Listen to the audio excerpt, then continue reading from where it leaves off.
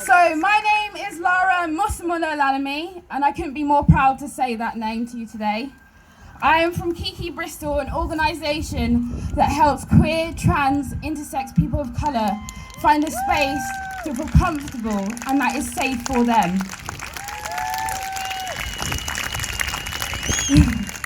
I am also a second-year PhD chemistry student at the University of Bristol, who is a proud queer woman. And it is not easy for me to come up here and say that in front of all of you. Growing up in London, I learned the only thing I learned was the oppression of my people. I learned about slavery, the civil rights movement, and apartheid. It was only when I got to university that I started to invest in myself.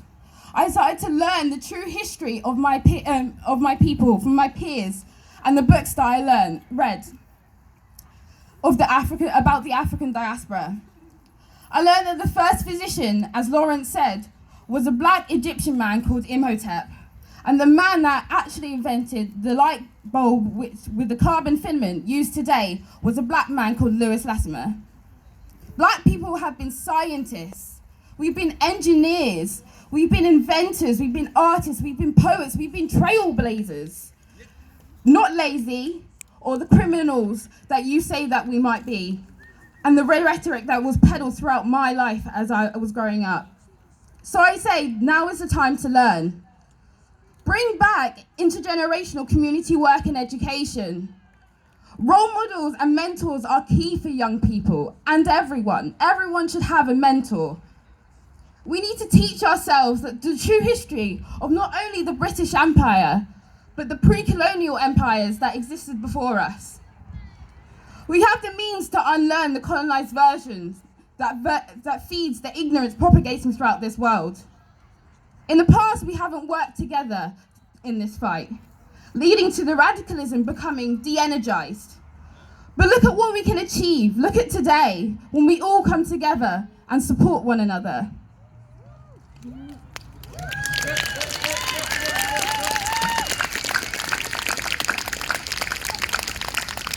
Use your privilege and ability to learn that race is a social construct put in place to divide us.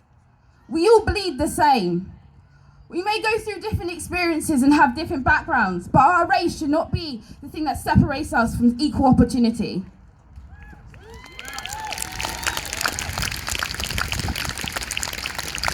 We need to learn.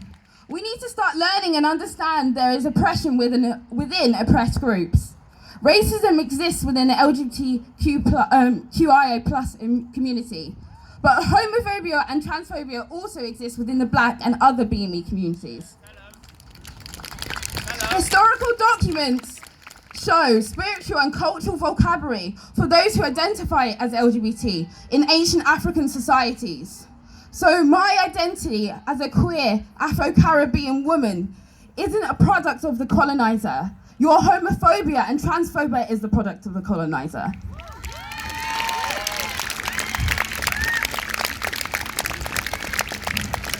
So I just want to say now, Black trans lives matter.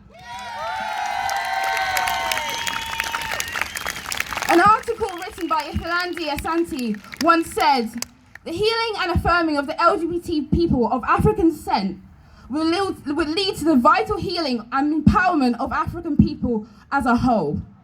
And no true words have been said. So again, all lives matter when finally Black trans lives matter.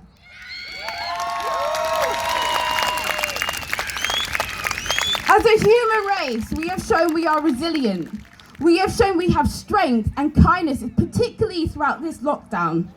We have supported one another. We have looked at each other's suffering and we have talked about it. And long may that continue and grow and keep going. This movement needs to keep going. It is not just for now. It is until there is change. So I would like to leave you with my favourite quote by the iconic James Baldwin. "Not everything that is faced can be changed, but nothing can be changed until it is faced."